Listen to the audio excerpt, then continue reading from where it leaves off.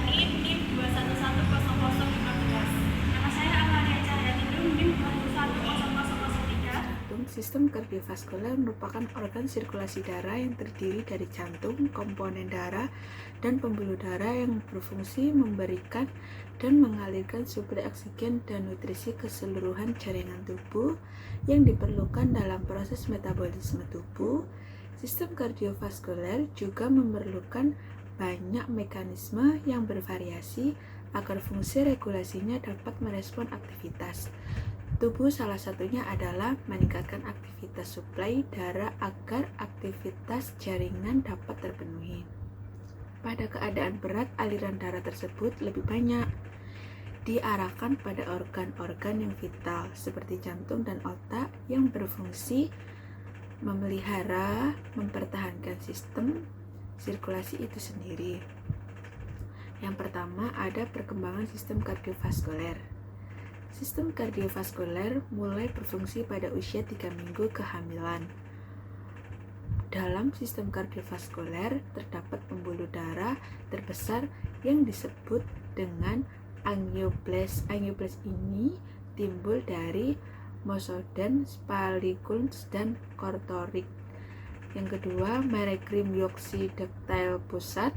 Yang ketiga, dan dapat juga menimbulkan pembuluh darah dan darah dalam awal perkembangan, yaitu pada minggu ketiga. Jantung mulai berkembang di splanchnikus, yaitu antara bagian perjidal dan IEC dan atap ketuk ujung telur yang sekunder. Tabung jantung pasangkan membujur, endotel berlapis, saluran tabung-tabung membentuk untuk menjadi tabung primordial. Jantung tabular bergabung dalam pembuluh darah di dalam embrio yang menghubungkan tingkai, karian, dan yolk sac membentuk sistem kardiovaskuler purba. Pada janin, proses peredaran darah melalui plasenta. Yang kedua ada anatomi dan fisiologi kardiovaskuler. Jantung berbentuk seperti pir atau kerucut, seperti piramida terbalik dengan apeks. Otot jantung terdiri atas 3 lapisan, yaitu 1 luar perikardium, 2 tengah miokardium, 3 dalam atau endokardium. Bagian dari jantung A, basis cordis, bagian jantung sebelah atas yang berhubungan dengan pembuluh darah besar dan dibentuk oleh atrium sinistra dan sebagian oleh atrium dextra.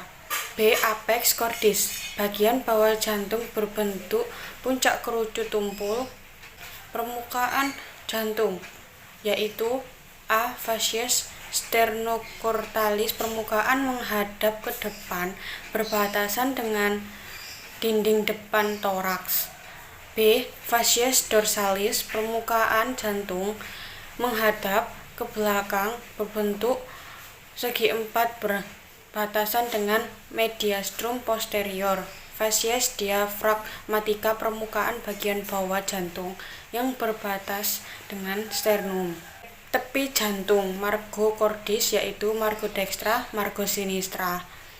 Alur permukaan jantung sulcus artery opercularis mengelilingi batas bawah basis cordis. Sulcus longitudinalis anterior dari celah arteri pulmonalis dengan auricula sinistra berjalan ke bawah menuju apex cordis. Sulcus longitudinalis posterior dari sulcus orania sebelah kanan muara vena cava inferior menuju apex cordis. Ruang-ruang jantung: atrium dextra, atrium sinistra, ventricle sinistra.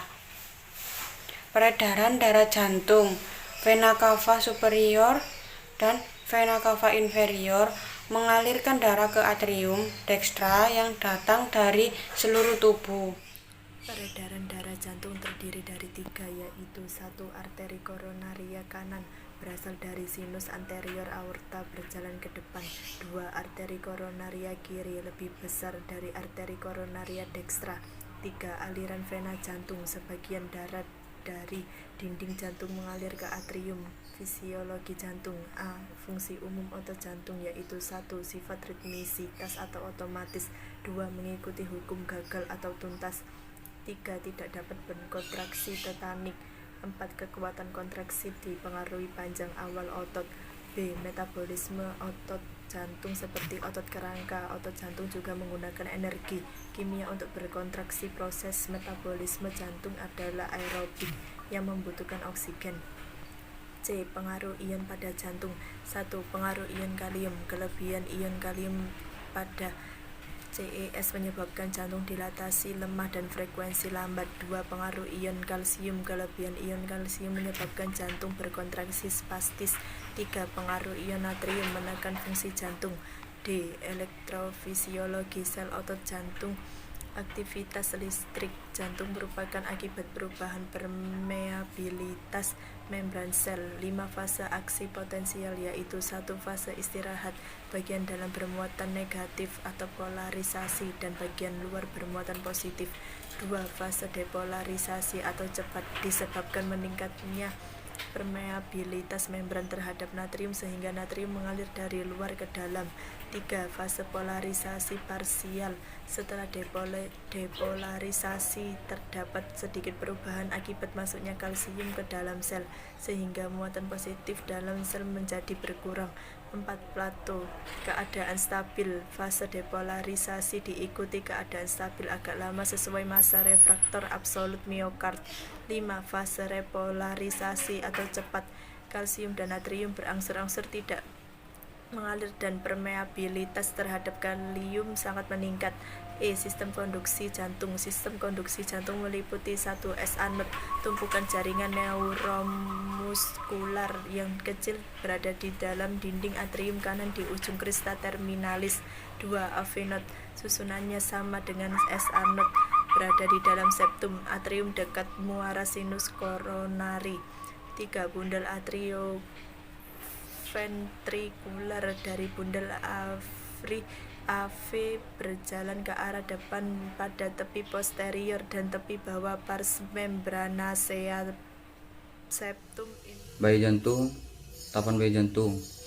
Bunyi pertama loop, bunyi kedua loop, bunyi ketiga lemah dan rendah sepertiga jalan diastolik individu muda. 4. Bunyi keempat kadang-kadang dapat didengar segera sebelum bunyi pertama. Anatomi sistem pembuluh darah. Pembuluh darah adalah prasarana jalan bagi aliran darah ke seluruh tubuh. Aliran darah dalam tubuh terdiri dari aliran darah koroner, aliran darah portal, aliran darah pulmonal, aliran darah sistemik.